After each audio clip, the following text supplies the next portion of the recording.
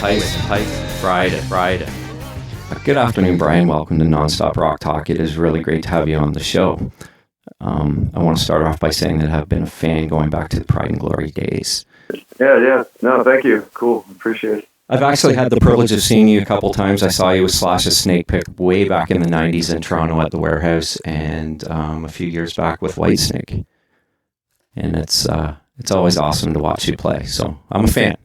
Thank you very much. I appreciate it. Yeah, both fun tours to be on for sure. Great times. Now let's talk about your latest endeavor, Silverthorne. The EP is called Tear the Sky Wide Open, and I've got to tell you, it's a really cool album, or EP, I guess. I can make so many comparisons, but at the same time, it's a sound all its own. The band consists of yourself on drums, and I must point out, as because you play guitar as well, so you're playing drums on this. Three-piece band is rounded out by powerhouse vocalist, guitarist Pete Shoulder, and bassist Daniel Spree. Tell me a bit about this project and how it all came together. Yeah, it's a little bit of a long story, but it's an interesting one. Back in 2011, when I was with Whitesnake, we were touring the UK, and the opening band for that part of the tour was the Union. And I'd go into the venue, and I'd hear them doing their thing, and then I made note that the singer was killer. And I met the guys in the band, and that was that, and didn't keep in touch or anything. Many years later, 2016, I had a little project thing going with the DeLeo brothers from Stone Temple Pilots. We didn't have a singer, but we had recorded a bunch of songs in hopes of finding a singer, and they also didn't have a singer for Stone Temple Pilots at the time, so they weren't really sure of their next move. And one person or another, they got Pete Shoulder got in touch with them, and they heard his voice and met him and stuff, and they sent me a tape, and they're like, "Dude, I think we found our guy." And I was listening to his voice, like, "This guy's amazing." So we all worked together, but soon after that, they were like, "Yo, wait, you know him? He was the singer in the Union when opened up for Whitesnake." I was like, "Oh shit, okay, cool, small world, things like that happen." So we all got together and made a record, and at the time they didn't have, like I said, a singer for STP. So we're all excited and moving forward, and then I don't know, a bunch of months later, they ended up getting in touch with somebody they felt would represent the front man of STP, and they had to make a decision. What do we do? Start the new band or keep our legacy going with our brand new singer and keep this brilliant, awesome band that they started decades ago rolling. So they chose to go down the path of continuing with Stone Temple Pilots, which left Pete and I sort of behind and on a temporary hiatus and all that, indefinite hold. And we totally understood because we loved the band, and it's nice to see when things like that work out for people, going through difficult decisions and difficult times like that. So, I don't know, a couple months later, after meeting Pete and writing and hanging with him and all that and recording, and I realized he's a great guy, great singer, lyricist, guitar player, great all-around musician, keyboards, the whole thing. And I was like, why don't you come back out? Let's see if we can write and record together and what happens. And really it was that simple. We got together in 2018 and wrote a ton of stuff and hit it off. And we had already known prior to this, we were, cut from the same cloth, musically, as what we grew up on, what we loved, what we wanted in the band. And that was that.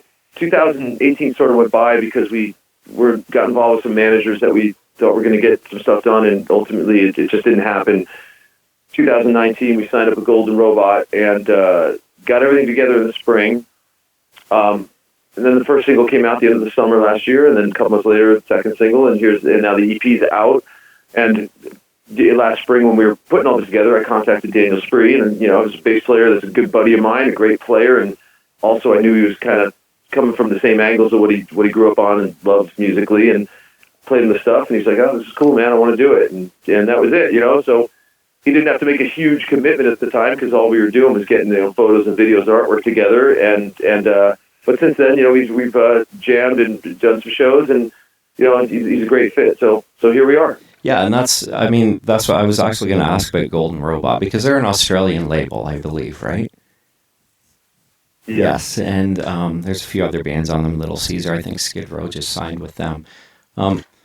They're signing some really impressive bands and putting out some good stuff, and I'm not sure that a lot of people are familiar with them, but my dealings with them have been amazing, and I've been quite impressed with, the way they do things. I actually read an article as I was preparing for our interview, and it was this description, and in one of this articles online, and it says Silverthorne are the rock band that people have been searching for, producing a bombastic yet deeply authentic sound that delivers exciting, soulful, and earthy rock songs. Silvertone managed to cross rock genres with ease, whilst still flowing smoothly into your senses.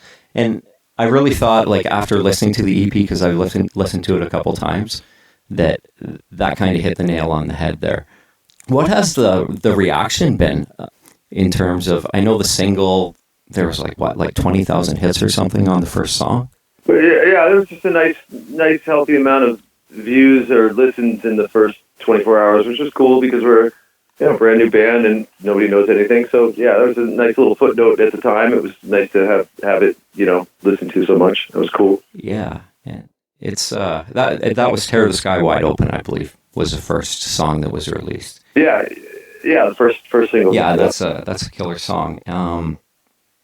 I mean, in terms of me listening to it. It's powerful. It builds up nicely. I found it interesting. Actually, your snare hits are really precise, and they actually don't linger in the mix. Where how sometimes when you hit that snare and then it goes on forever. But I like how the production on that was. Yeah, that's called in an overabundance of reverb.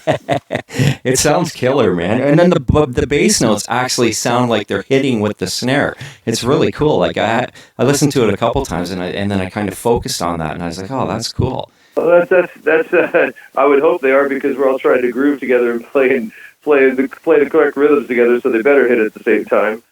Yeah, no, it was just like, it was really, it caught my ear for some reason. I don't know why. Maybe I was just focusing on that too much. I think it's just the type of bass line with the type of drum groove, and it just kind of creates a certain little bit of power that can hopefully bring a chorus or whatever to that next level. Yeah, and the song builds up really good too, and it kind of, it flows nicely. The riff is really, the guitar tone is really cool too. So it all, like, the combination of all those things together make it like a really, really cool song. Yeah, I think that the intro guitar riff was like, I have this little, it looks like a pack of cigarettes. It's a speaker inside a pack of cigarettes. Like, there's no cigarettes in there, but that's what it looks like. And it was just such a thin, tinny sound. We thought it was like kind of funny, and we put a wah-wah through it, and then he queued it up, and that's the intro of the song. And after that, yeah, it goes back to like big rock guitars and stuff. Rock guitars. Yeah, that intro is really cool. I really, really dug it. Well, I gotta give Pete Shoulder credit for that riff. And, we were sitting around writing, throwing things back and forth, and then he goes, I go, what else you got? Or we had names on a piece of paper of certain riffs and ideas, and I go, what's this one? And he goes, oh wait, decadent, and I was like, oh man, that was cool, and we just started writing around that, and it became what it is. Through some trial and error, we demoed it up a couple times, changed some things here and there, and the song developed into being what it is. And yeah, as we were writing it, we just heard the chord structure and the melodies around it were creating some nice drama that we didn't really hear when you have a riff. We just had the riff; it could have went anywhere, but it started becoming more of a melodically powerful song with some good drama to it. Yeah. And so listening to "Haunted by Dawn," for instance. It's weird because I hear, as I'm listening to it, I'm hearing it's not just like one influence. I'm hearing a bunch of stuff. There's like the feel's kind of Winery Dogs, but it also has a feel of Song Remains the Same. And then Pete sounds very Chris Cornell-ish, not all the time, but there's certain parts where certain parts in his vocal that he kind of sounds like Chris Cornell.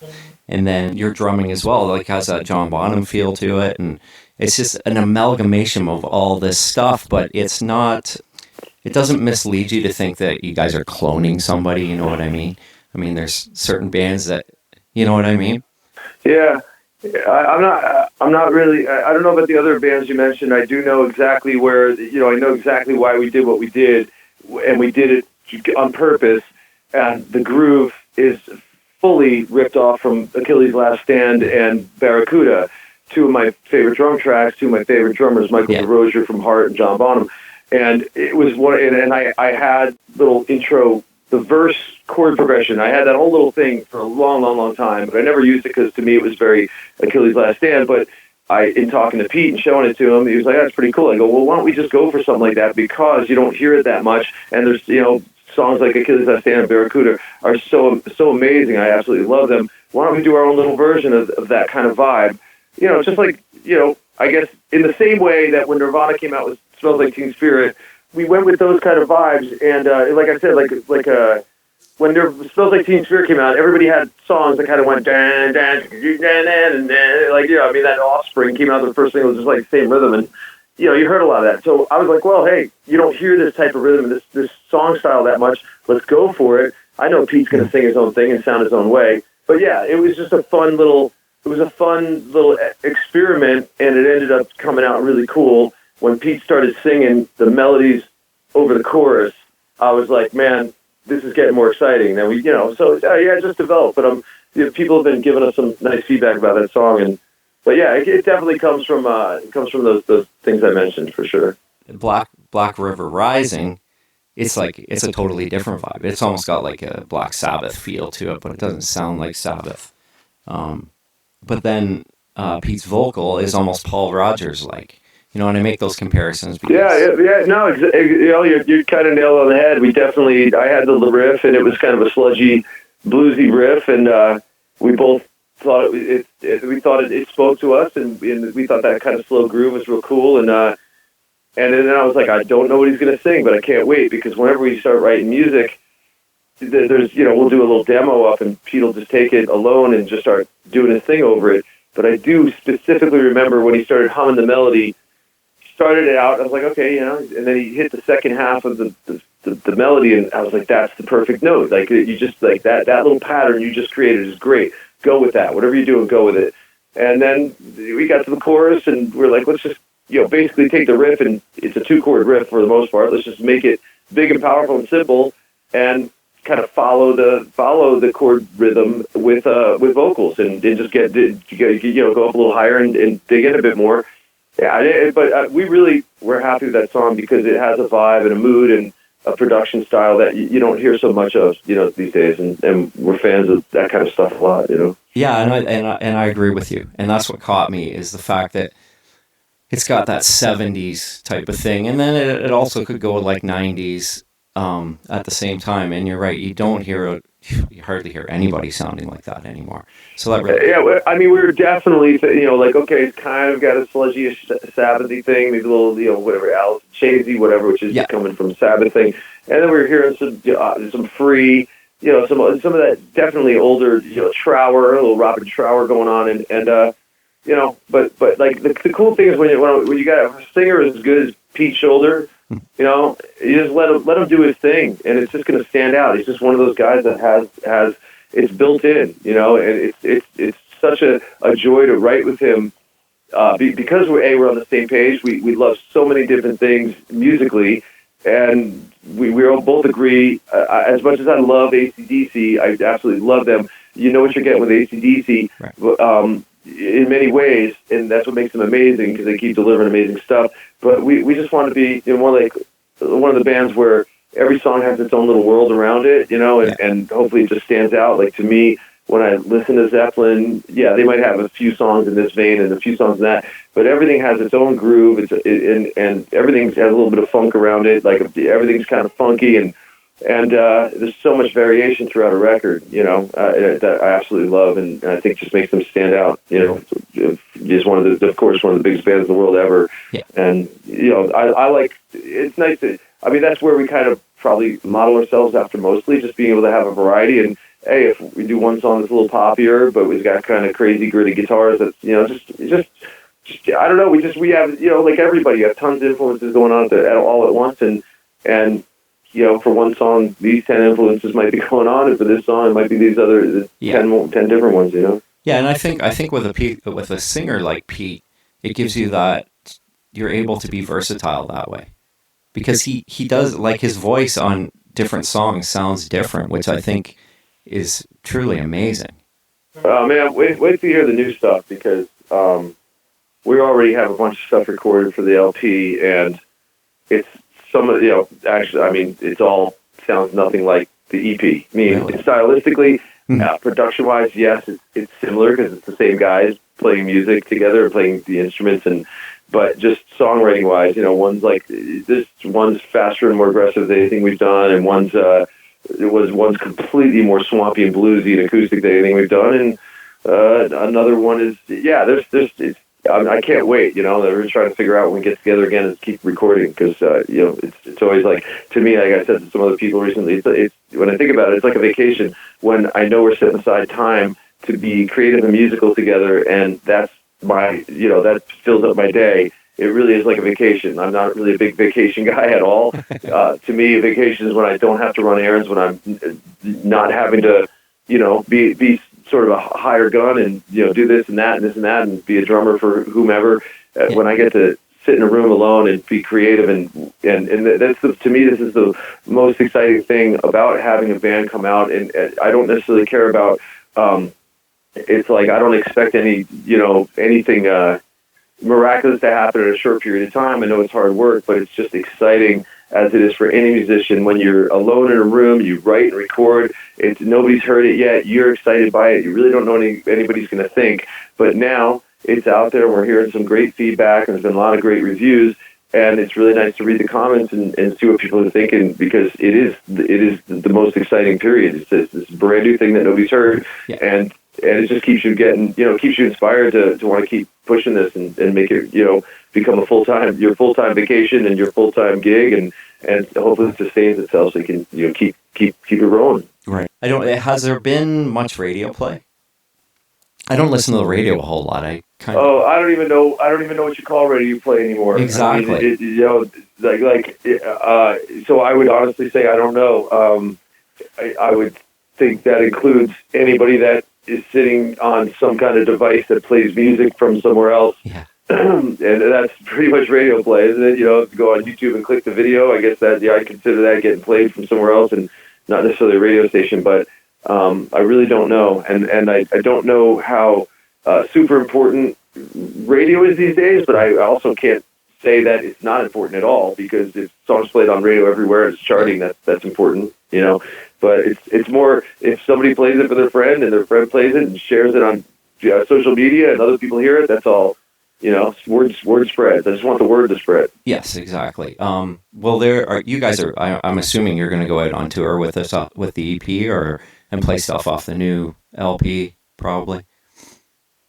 Yeah, we're working on it now, and while we had high hopes of things happening sooner than later, prior to the EP coming out, we also are seeing that there's only so hard you can push, and so much that's going to happen with a single or two out. Yeah. But with the EP, with an actual, a chunk of music out and a fully released, EP out there to be, bought and listened to, we're hoping that opens up the doors a little quicker now because of that, Will Golden Robot be releasing that EP on vinyl?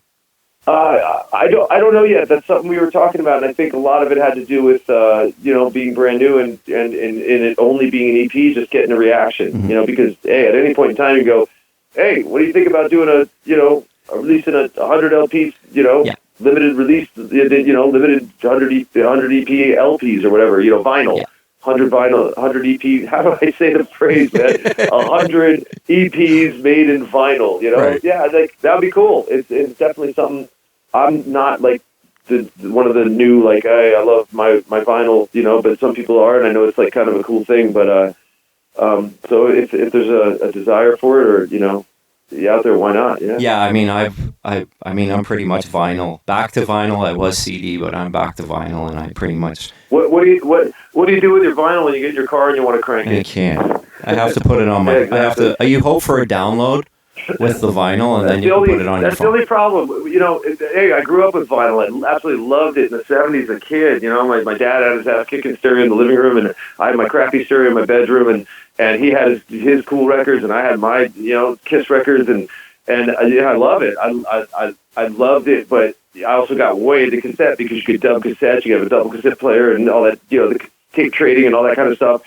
I even had an 8-track. I had an 8-track player in my crappy little stereo when I was a kid. That was kind of cool, but I hated when they faded songs out and back into the other, where they had to fade a song. That's how I grew up listening to some of my favorite music was with a fade on the guitar solo. Angus Young's guitar solo on walk all over. You got to fade it, and I had to like stop playing drums to it and wait for it to fade back in on the 8-track. So I didn't like that so much. But my car, when I was a teenager, did have an 8-track in it, and I took those 8 tracks like Deep Purple, Made in Japan, and Back in Black, and I definitely cranked those in the car. But yeah, they're a little limited with the vinyl on how much you can do with it in this day and age with what we're all used to with that literally or being able to have everything in your phone that you need.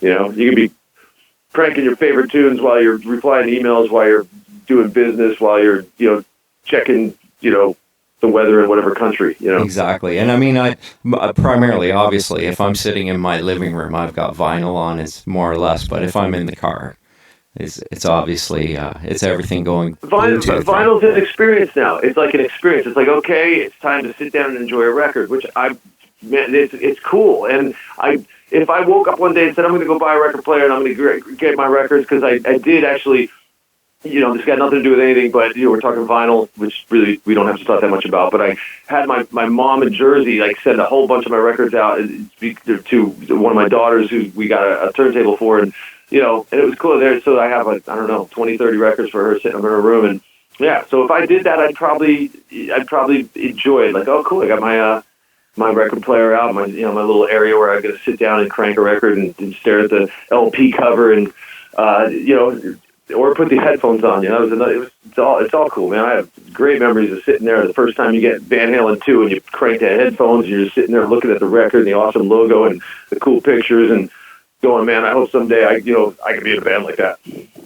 I know, and it says it all. And you'll be happy to know that I actually, just after Christmas, I was in a record shop in a smaller town east of Toronto, and I got the Pride and Glory double picture disc, with the two. I don't know if you've seen it. No, I haven't. Is that the new one that came out? Is it the anniversary one? Yeah. Oh, cool. Yeah, and it's got the cow on both vinyls.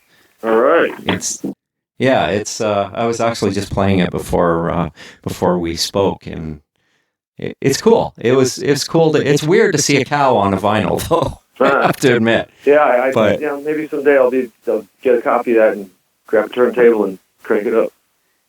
Yeah, it sounds good. It's not on Geffen though. I think it's another label put it out. Yeah. That's Zach's band and Zach's world. So I really don't have anything to do with that. Where that music goes and the masters and who owns it and the releases and all that. But it's good to know that it's out there and people are still digging it. That's cool. Yeah, exactly. And I recall that CD, and now just thinking about that, because I remember the CD was the top of a beer can, if I remember correctly. Yeah. I think Zach called his corporation or something to do with the Band of Beers Incorporated. So yeah, it was a lot of stuff revolving around beer back in the day. That's funny. That's awesome. Well, Brian, I want to thank you for talking with me, and I really appreciate it, man. And I wish you the best with this with the album. And hopefully, at some point, I will see you guys on tour. Awesome. I appreciate it, man. Okay. Well, you have yourself a good day. Okay. Good talking to you, man. Thank you. You too. Thank you. Bye-bye. Okay, bye.